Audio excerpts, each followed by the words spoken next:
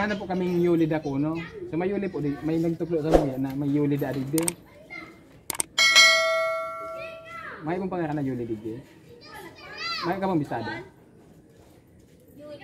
Yuli. Yuli. Kasi ni Wai, Yuli Dacuno. Oo. Tinukdo kayo ni mga nagkakaw. Tinukdo kaya niya, igo na ding Yuli. May po. Salamat. Salamat. Siguro nasa lang sa pagturo. Salamat. Thank you, thank you. Ay, ni para padyak ko to. Para padyak araramaan. Magi pa. Arayunan na lakaw ta pare. Arayunan na lakaw ta. Ay, ni si Manny haputan na. May bilang mo kapatado. Pare na udto po. Bilang mo kayo magkawi. Yuli Dacuno. 4. So na 4 na po yun eh. Ay, lisap ta. Saan po, sir? Barangay Hero. Maangani pong tao, alas 3 na po mabalik. Pero makapong bisong Yuli Dacuno pwede.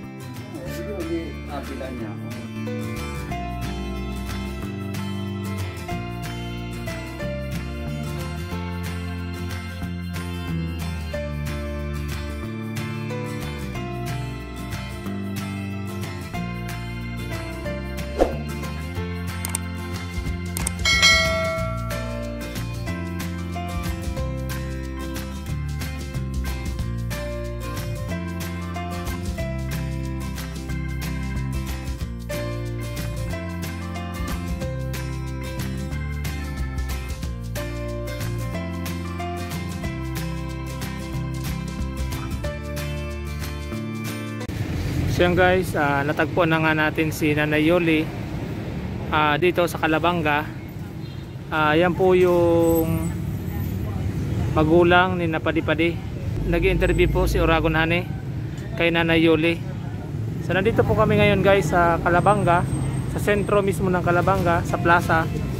At sumunod po dito si Nanay Yuli. Galing na po kami sa bahay nila. So pumunta po kami dito sa Calabanga galing sa partido para lang po hanapin siya. Buti na lang po at natagpuan natin si Nanay Yuli.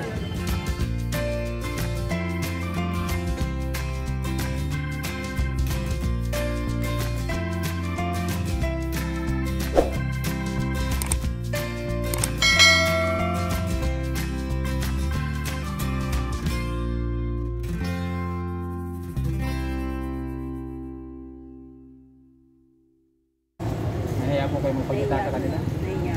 Pero sabi ko sa sarili ko, ba't mahihiya? Gusto mo sila makita. Opo. Ano ba rin sabi mo? Gusto ko sanang may tumulong man lang sa mga anak kung maparehistro yan, na independence row, ito yung pabunyag. Isa pa lang din ang bunyag. Sino po? Si Julil pa lang din ang bunyag. Ay tumulong din sa amin, no? Dalaga, nakatira sa amin. Ayan, tinulagan nila. Ay mga yung iba, wala pa man lang kahit isa. Sobrang pagkahanap buhay. Wala. Kaya pala hinahanapan namin sila na ng baptismal birth Wala certificate. sila. Wala sila na. Wala talaga. Wala sila.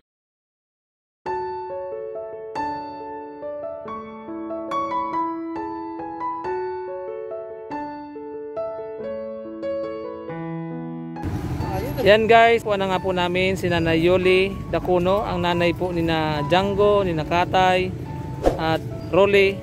Siya po yun. Nay, kumusta? Mabuti po. Buti naman po at natagpuan ka namin. Ano po yung trabaho mo dito sa Calabanga? Nagtatrabaho po ako dyan, nagagabi ako kipali.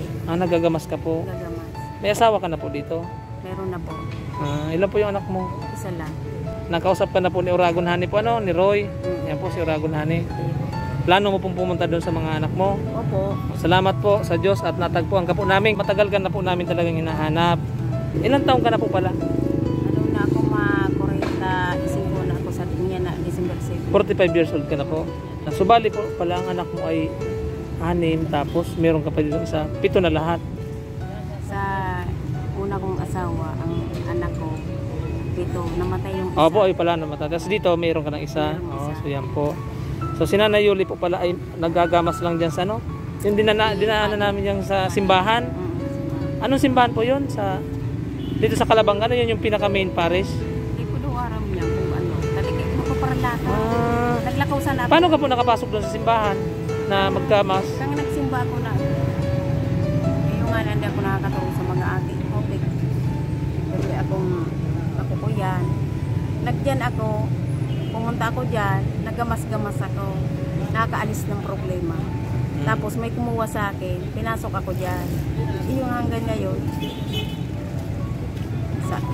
ngayon, naalis-alis na yung problema ko. Yun lang Kumbaga lagi mong iniisip yung mga anak mo, nakukonsensya ka. Oo, kaya So, pumunta tama po yun, Nanay Yuli, kasi po pag nakilala mo talaga yung Diyos, siya po yung nagbibigay sa iyo ng guidance. Lagi ko silang pinagdadasal na hindi sana magkasakit, na hindi sana pabayaan ng asawa ko. Tapos sabi ko sa Panginoon, hindi ko alam kung mapatawad pa nila ako sa ginawa kong ganito na hindi na kanila nagpapadala ng pera. Parang pinalimutan, nagpuna sila. Pero hindi yan totoo. Ano rin papadala, kulang-kulang rin. Pero sabi ko sa sarili ko, pag ako nakaano na, pupunta ako dyan. Hindi pa ngayon. Kasi iisip ko, pupunta ako dyan, walang pera. Ano naman yun?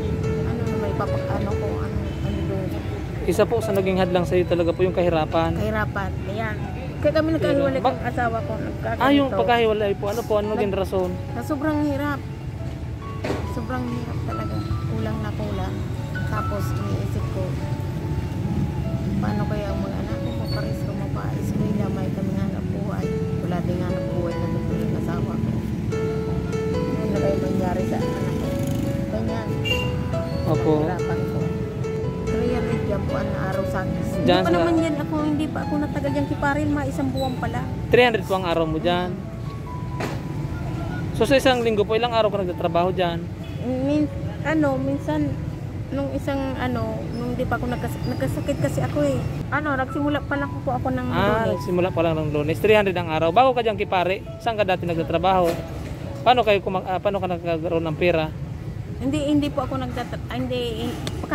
wala po akong trabaho. Talaga akong pumunta dyan kay father kasi napatrabaho ng asawa ko kasi wala akong mag-alaga ng anak ko. Yung anak niyo mo dito sa bago mong kasama. Inaalagaan ko anak ko. Ano po yung trabaho ng asawa mo ngayon? Sa construction. Construction worker. Kumusta naman po ang sweldo? Wala rin, kulang kasi. Panggastos lang. Mapamatay sila, mapagkain doon. Yun lang po. Kulang rin. Uuwi siya, ang pera. 1.8. 1.8 ang linggo. Pera niya. Sa isang linggo. Kasi may konsumo sila doon. May konsumo din. Sila doon. Tapos pamasahe, pagpupalit naman. Dadala naman ng pera. Pagkain nila o yung pang-ulam. Kung hindi ako maghanap buhay, paano kami sa araw-araw? Opo. So at least ito pong ginagawa mong pagagamas dyan, Okay na kain. nakakabigay, Hindi na ako nakakautang sa tindahan. nakakabayad-bayad. Hindi na ako So doon po makikita talaga atin na yung sa gusto mong pumunta doon sa mga bata na iniwan mo doon sa partido, yun yung nakakahadlang sa iyo. nakakaglan sa akin kasi kulang rin. Opo. Pupunta ako doon, wala akong pamasahe. Wala kang pamasahe pa. Wala kulang. Iniisip ko pupunta ako doon. Yung bahay na yun, yung maliit na bahay, yung doon lang ka natutulog. Oo. So maliit po yung bahay mo doon. Ano lang yun talaga? Parang soy up lang. Soy up lang. Pero doon kayo natutulog sa loob na yun. Na ano pa yung ilang beses na yun ng bagyo. Hindi Bagyo. Sa gitna ng sa may palayan pala yun Sa kapag binabaha, dyan yung ambot dito, hanggang dito. Bumabaha doon sa Pupunta kami dyan sa naglilipat. Pero excited ka nang makita yung mga ilang Diyos taon? ko, akong alam mo lang grabe. Ipupunta ko doon. Grabe. Ilang taon mo nang hindi nakita? Sa ngayon, mag-aapat na Lima? 4 na taon may kalahati. Di maglilimang taon na hindi mo na nakita sila? Hindi na. Simula nung New Year, nung umuwi ako. Umalis ako doon pagka-New Year. Pitsa ka ito, 6 New Year. Hindi mo na talaga nakita yung mga bata? Natagal na talaga. Hindi ko na nga kilala yung bunso ko eh.